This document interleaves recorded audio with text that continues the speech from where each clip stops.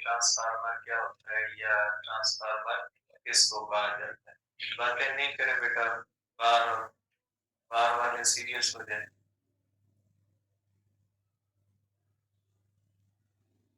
तो उसके अंदर बेटा हमने ये डिस्कस किया था कि जो ट्रांसफार्मर होता है उसके अंदर नंबर ऑफ टर्न्स को चेंज करके हम ईएमएफ को बढ़ा भी सकते हैं और हम ईएमएफ को कम भी कर सकते हैं। और हमने ये भी देखा था कि जब ट्रांसफार्मर ईएमएफ को बढ़ाएगा तो करंट को कम कर देगा, और अगर ईएमएफ को कम करेगा तो करंट को बढ़ा देगा। इसका मतलब ये नहीं है कि अगर आपसे क्वेश्चन पूछा जाए कि what is the function of transformer, तो आप ये कहोगे, अगर दो ऑप्शन दिए जाए कि इंक्रीजिंग और डिक्रीजिंग ईएमएफ या इंक्रीजिंग और डिक्रीजिंग करंट या बोथ, तो पर्पस उसका सिर्फ ईएमएफ को इंक्रीज डिक्रीज करना है, बोथ नहीं होगा। ठीक है, तो ये बात ध्यान में रखिएगा। अगर इसका पर्पस पूछा जाए तो इसका पर्पस करंट को कम ज्यादा करना नहीं होता, इसलिए जो है वो आप कहोगे कि इसका काम या इसका पर्पस नहीं होता। आवाज सुनाई दे रही बेटा? बाहर आवाज आ रही? तो इसका पर्पस जो होता है वो करंट को कम ज्यादा करना नहीं होता, इसका पर्पस जो होता है वो ईएमएफ को कम ज्यादा करना होता है, बाकी करंट हो जाता है। लेकिन अगर पूछा जाए कि ट्रांसफार्मर में कौन सी चीज चेंज होती है, ईएमएफ या करंट, तो दोनों चेंज, तो आप कह सकते हैं कि दोनों चेंज होते हैं, बाकी इसका फर्क नहीं होता। आज हम करते हैं बेटा efficiency of transformer. Efficiency of transformer. अब ट्रांसफार्मर की इफिशिएंसी क्या होती है? देखिए बेटा, इफिशिएंसी जो होती है आपको पता है कि आउटपुट अपॉन इनपुट, और ट्रांसफार्मर के अंदर जो आउटपुट होता है वो भी पावर होता है और इनपुट होता है पावर, क्योंकि इनपुट में करंट और ईएमएफ दोनों होते हैं और आउटपुट में भी करंट और ईएमएफ दोनों। करंट और ईएमएफ की जो प्रोडक्ट है वो क्या कहलाती है? वो कहलाती है पावर। ठीक है, तो आप कह सकते हैं कि ये V S I S upon V P I P, क्योंकि इनपुट प्राइमरी में देते हैं और सेकेंडरी में आउटपुट लेते हैं। तो इफिशिएंसी का फार्मूला होगा V S I S upon V P I P, ये फार्मूला हो जाएगा इफिशिएंसी का। ठीक है, अब जो आइडियल ट्रांसफार्मर होता है, आइडियल ट्रांसफार्मर हैज efficiency 100% या 1। आइडियल ट्रांसफार्मर जो, लेकिन आइडियल तो होता ही नहीं है। ठीक है, ये तो हो नहीं सकता कि आइडियल हो। आइडियल तब बनेगा जब power in is equal to power out. ऐसा तो हो नहीं सकता, इनपुट और आउटपुट बराबर हो, ये फिजिकल पॉइंट ऑफ व्यू से इम्पॉसिबल चीज होती है। कि ये सोचना कि इनपुट और आउटपुट बराबर, भले नंबर ऑफ टर्न्स इक्वल हो, भले वायर सेम हो, एग्जैक्टली प्राइमरी और सेकेंडरी को एक जैसा रखा जाए, फिर भी इफिशिएंसी जो होगी वो 100% नहीं होगी। ठीक है, ऐसा नहीं हो सकता। तो जो कमर्शियल होते हैं बेटा, जो कमर्शियल ट्रांसफार्मर होते हैं, कमर्शियल मकसद जो हमें प्रैक्टिकली मिलते हैं, कमर्शियल ट्रांसफार्मर्स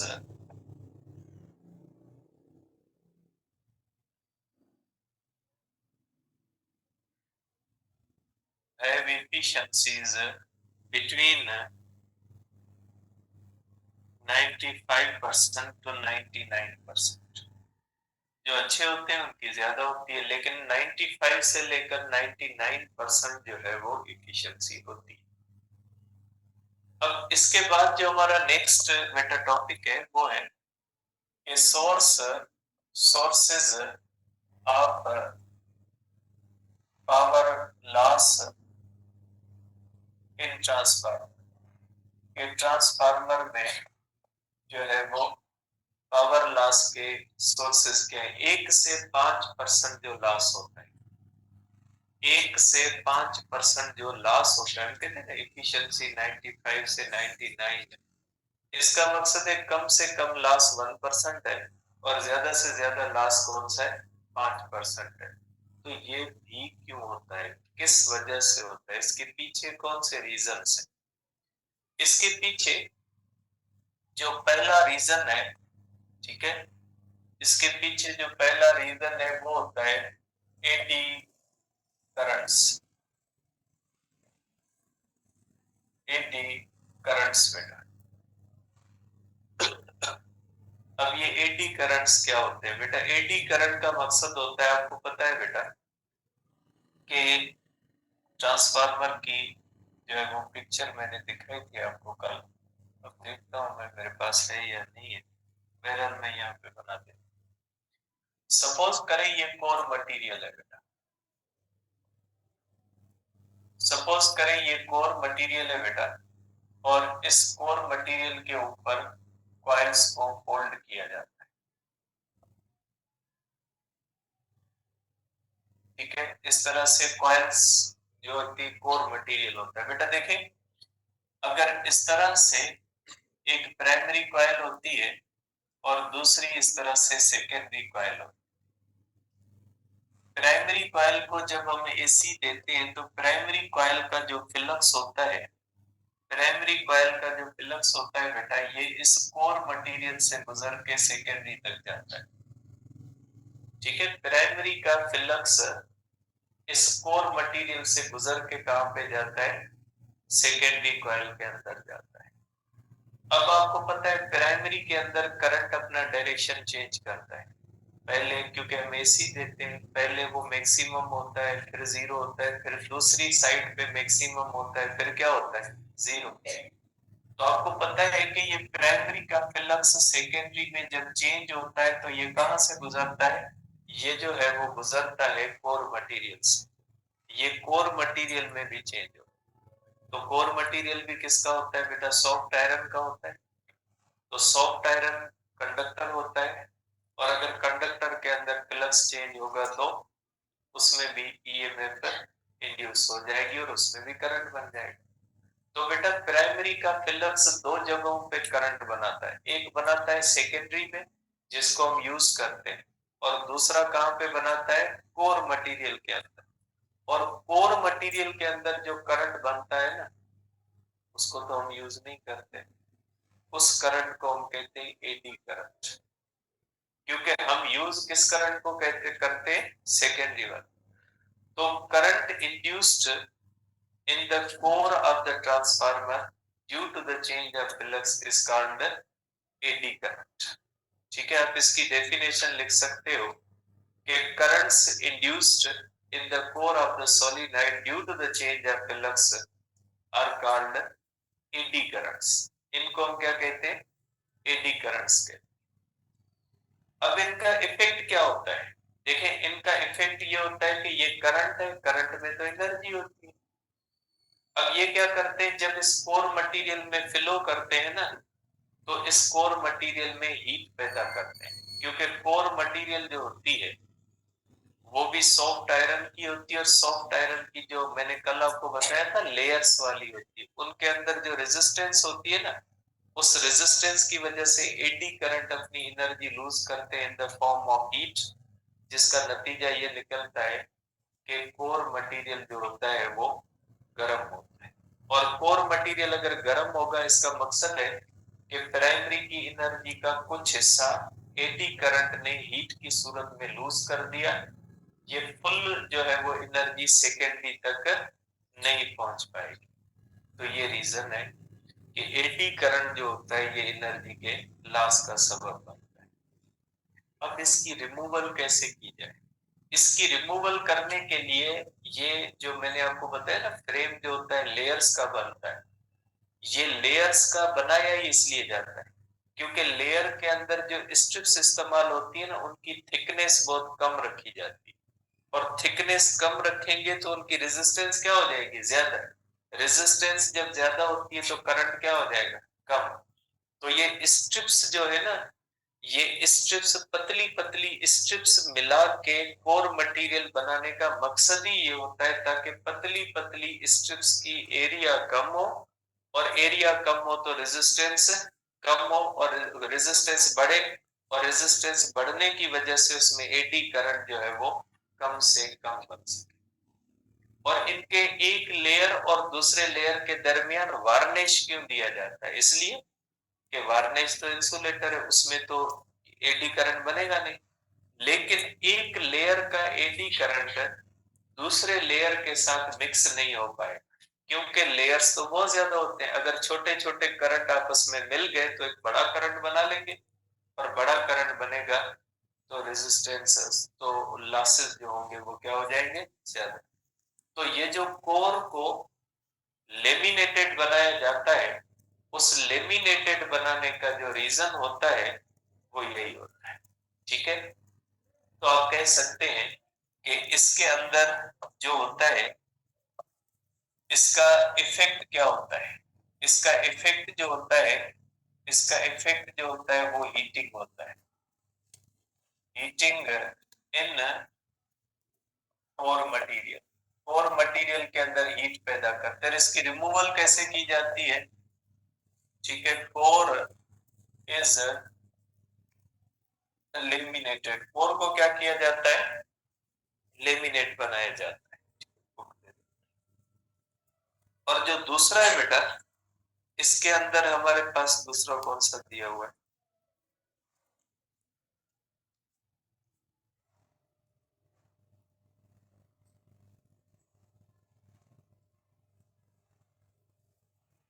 देखिए बेटा, दूसरा इसमें रीजन दिया, 4 रीजन दिए हुए। सेकंड रीजन कौन सा दिया हुआ है, बातें नहीं करे बेटा।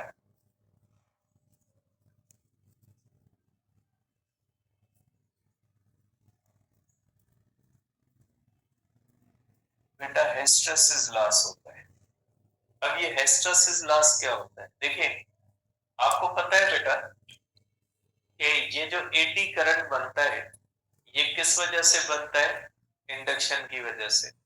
और एडी करंट किसके अंदर बनता है बेटा, फ्रेम के अंदर। तो इस फ्रेम के अंदर भी एक मैग्नेटिक फील्ड बनेगी क्योंकि जिस चीज के अंदर करंट होगा उसकी क्या हो जाएगी, मैग्नेटिक फील्ड होगी। तो ये जो एडी करंट होता है ना, इस एडी करंट की वजह से ये जो फ्रेम होता है, जो कोर होती है, उसकी मैग्नेटिक फील्ड बनती है। बेटा बाहर वाले सीरियस हो जाए, बातें नहीं करे, जो बातें करते हैं ना बेटा वो मुझे आप बता देते हैं, तो देखो मैं थोड़ा। तो ये जो कोर मटेरियल होता है ना, इसमें जो करंट होता है ना बनता, ये जो करंट बनता है, इस करंट की वजह से कोर मटेरियल की भी मैग्नेटिक फील्ड बनती है। और according to the Lenz's law, जो इंड्यूस्ड करंट होता है वो उस काज को अपोज करता है जो काज उसको राइज करता है। अब काज कौन सा हुआ, प्राइमरी कॉइल की मैग्नेटिक फील्ड, जो किस में चेंज हो रही है, कोर मटेरियल में। तो कोर मटेरियल की मैग्नेटिक फील्ड क्या करेगी, कोर मटेरियल की जो मैग्नेटिक फील्ड होगी वो इस प्राइमरी कॉइल की मैग्नेटिक फील्ड को अपोज करेगी, क्योंकि लेंजेस लॉ कहता है कि इंड्यूस्ड ईएमएफ का जो फिनोमिना होगी वो हमेशा उस काज को अपोज करेगी जो काज उसको राइज करेगी। तो नतीजा ये निकलेगा कि यहाँ पे कोर मटेरियल की मैग्नेटिक फील्ड और जो ये प्राइमरी की मैग्नेटिक फील्ड है ये एक दूसरे को अपोज करेगी, और नतीजे में एनर्जी का लॉस होगा। ऐसे लॉस को हम क्या कहते हैं, हिस्टैरिसीस लॉस। अब इसको रिमूव कैसे किया जाता है, इसको रिमूव करने के लिए परम एलॉय इस्तेमाल किया जाता है। सॉफ्ट आयरन जो होता है ना, वो मैग्नेटिक फील्ड के डायरेक्शन को चेंज होने देता है, क्योंकि यहाँ पे मैग्नेटिक फील्ड 1 सेकंड में 60 बार चेंज करती है अपना डायरेक्शन। और ये सॉफ्ट आयरन ही है जो 1 सेकंड में 50 से 60 बार अपना डायरेक्शन मैग्नेटिक फील्ड का चेंज करेगा। बाकी कोई भी मटेरियल 1 सेकंड के अंदर 50 से 60 बार मैग्नेटिक फील्ड को चेंज होने नहीं देगा। तो ये रिमूवल जो की जाती है ना, वो इसी से की जाती है कि इसका मटेरियल जो होता है वो कौन सा बनाया जाता है, सॉफ्ट आयरन परमेलाइट, जो कॉम्बिनेशन होता है आयरन, निकल और कोबाल्ट की। अब इसका इफेक्ट क्या होता है, इसका इफेक्ट भी हीटिंग ही होता है। हिस्टैरिसीस लॉस जो होते हैं वो भी किस सूरत में होते हैं, ये भी होते हैं हीट की सूरत में। अब तीसरा इसमें फैक्टर दिया गया है, तीसरा फैक्टर होता है रेजिस्टेंस ऑफ कॉइल्स। इसमें क्या किया जाता है बेटा कि ये जो कॉइल्स होती है ना, इनमें भी रेजिस्टेंस होती है, प्राइमरी के अंदर भी रेजिस्टेंस होती है और सेकेंडरी। इसलिए जब हम प्राइमरी को देते हैं तो हमारे इनपुट पावर का रेजिस्टेंस की वजह से लॉस आता है, और जो हमें आउटपुट में सेकेंडरी में मिलता है तो सेकेंडरी की रेजिस्टेंस की वजह से आउटपुट में भी लॉस होता है। तो इस कॉइल के रेजिस्टेंस की वजह से जो लॉस आता है उसकी वजह से भी जो है वो आउटपुट जो होता है वो कम हो जाता है। अब इसको कम कैसे किया जाता है, देखिए बेटा आपको पता है कि पावर लॉस का फार्मूला होता है आई स्क्वायर आर। तो जिस कॉइल के अंदर करंट ज्यादा होता है उस कॉइल को थिक बनाया जाता है, और जिस कॉइल के अंदर करंट कम होता है उसको थिन बनाया जाता है। कल मैंने आपको दिखाया था ना, एक थिक थी और एक थिन थी, वो इसीलिए होती है। अगर स्टेप अप ट्रांसफार्मर है तो आपको पता है स्टेप अप के अंदर सेकेंडरी में ईएमएफ ज्यादा होती है और प्राइमरी के अंदर ईएमएफ कम होती है, और करंट प्राइमरी के अंदर ज्यादा होता है और सेकेंडरी के अंदर करंट क्या होता है, कम। तो स्टेप अप ट्रांसफार्मर की जो प्राइमरी कॉइल होती है उसको थिक किया जाता है, ठीक है, क्योंकि जितना थिक करेंगे उसमें रेजिस्टेंस कम होगी, और जितनी रेजिस्टेंस कम होगी करंट तो वैसे भी ज्यादा होता है उसके अंदर, तो इस तरह से रेजिस्टेंस कम होगी तो पावर लॉस क्या हो जाएगा, कम होगा। तो इसको रिमूव किया जाता है by making coil thick having large current. जिस कॉइल में ज्यादा करंट होता है उसको क्या बनाया जाता है, थिक बनाया जाता है, ठीक है। अब जो स्टेप डाउन ट्रांसफार्मर होता है उसकी प्राइमरी के अंदर ईएमएफ ज्यादा होती है और सेकेंडरी के अंदर ईएमएफ क्या होती है, कम, लेकिन सेकेंडरी के अंदर करंट क्या होता है, ज्यादा। तो स्टेप डाउन की सेकेंडरी कॉइल को थिक बनाया जाता है, स्टेप अप की प्राइमरी थिक होती है और स्टेप डाउन की सेकेंडरी थिक होती है। जिस कॉइल में करंट ज्यादा होता है उसको क्या बनाया जाता है, थिक बनाया जाता है, ठीक है। और चौथा फैक्टर जो होता है, चौथा फैक्टर होता है due to loss of flux. बेटा ये जो प्राइमरी का फ्लक्स होता है ये 100% सेकेंडरी तक नहीं पहुंच पाता, बीच में ये सॉफ्ट आयरन थोड़ा बहुत लूज कर देता है। 100% प्राइमरी का फ्लक्स सेकेंडरी में नहीं पहुंच पाता, इसलिए भी सम लॉसेस आते हैं। तो ये चार मेजर काजेस है, एडी करंट्स है, हिस्टैरिसीस लॉस है, और रेजिस्टेंस जो कॉइल्स की होती है वो होता है, और फ्लक्स की 100% लिंकेज नहीं बनती, इस वजह से 1 से 5% जो है वो लॉस होता है, ठीक है। इसके बाद जो हमारा टॉपिक है वो है पावर सप्लाई, ठीक है।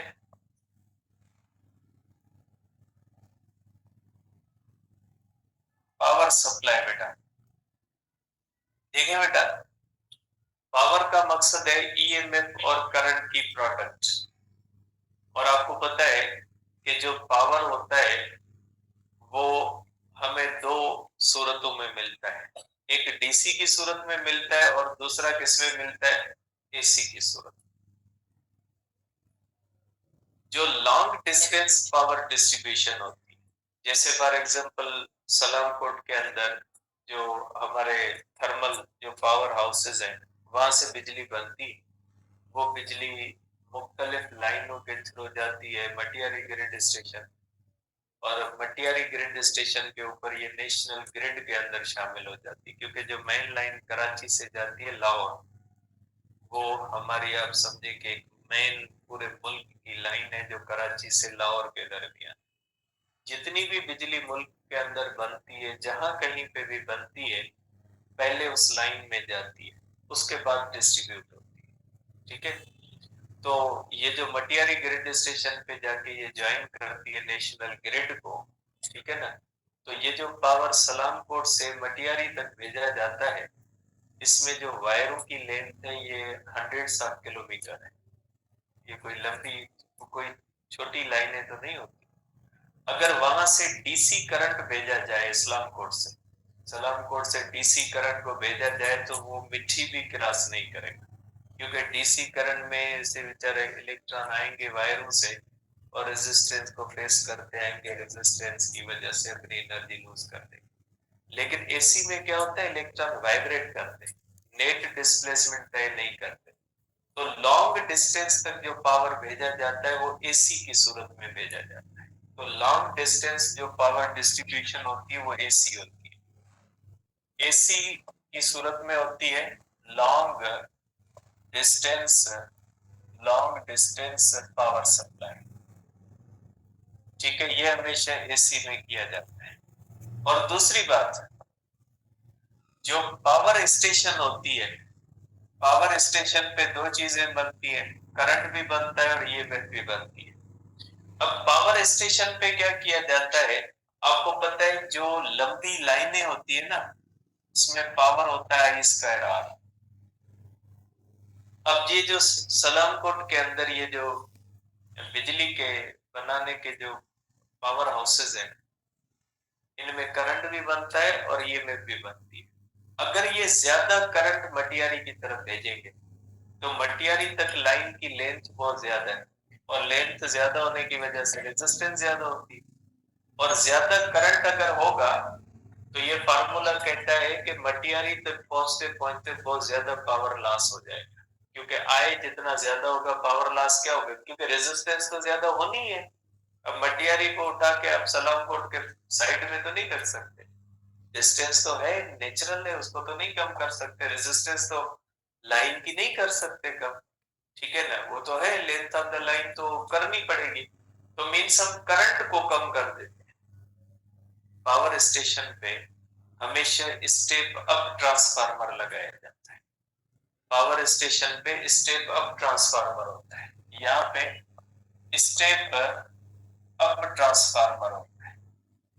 ये क्या करता है, जब सलामकोट से बिजली भेजता है तो करंट बहुत थोड़ा भेजता है, ईएमएफ बढ़ाता है। जैसे उमरकोट ग्रिड स्टेशन तक जो समारो ग्रिड स्टेशन से बिजली आ रही है, वो आती है 1,32,000 वोल्ट। ये जो मेन लाइन होती है ना, 1,32,000 वोल्ट है, उसमें बहुत स्मॉल करंट आ रहा है। जब ये पहुंचता है ग्रिड स्टेशन पे, पोटेंशियल खतरनाक होता है। पोटेंशियल एनर्जी, मैंने आपको बताया कि थप्पड़ खतरनाक नहीं होती, थप्पड़ मारने वाला जो होता है ना, उस पर डिपेंड करता है कि मारने वाले की एनर्जी कितनी है। बच्चे की थप्पड़ कुछ नहीं करेगी, बड़े की थप्पड़ बेहतर करेगी। तो इसी तरह से पोटेंशियल एनर्जी है बहुत ज्यादा, 1,32,000 वोल्ट। अगर किसी भी ह्यूमन ने टच किया तो शायद धुआं भी नहीं निकलेगा उससे, ठीक है, मेल्ट हो जाएगा सारा का सारा। तो इतना पोटेंशियल तो घर में नहीं भेज सकते, इसलिए क्या किया जाता है, ग्रिड स्टेशन पे ट्रांसफार्मर लगा होता है स्टेप डाउन, और वो क्या करता है, 1,32,000 को कम करके 11,000 कर देता है, और वो 11,000 भेजा जाता है गलियों के अंदर। गली के अंदर और स्टेप डाउन ट्रांसफार्मर लगा है। ये जो गली के अंदर लगा था वापडा का ये ट्रांसफार्मर स्टेप डाउन है, ये ईएमएफ को और कम कर देता है और सिर्फ 220 ले आता है। 220 से बंदा मरता नहीं है, तकलीफ होती है थोड़ी देर तक, मरेगा नहीं। हार्ट अटैक अगर किसी को होता है तो मर जाएगा, बाकी नहीं मरेगा, क्योंकि हार्ट अटैक होता है बिजली के इलेक्ट्रिक शॉक से। क्योंकि हार्ट जो चल रही ना आपकी, करंट के ऊपर चल रही है, करंट का इधर उधर हो रहा है, तो हार्ट अटैक हो से 24 घंटे उसको अंदर ऑब्जर्वेशन रखा जाता है जिसको करंट लगता है, ठीक है। 24 घंटे के अंदर भले वो सेहतमंद हो, कभी भी मर सकता है। तो इस तरह से ये होता है, 220 वोल्ट कर देते।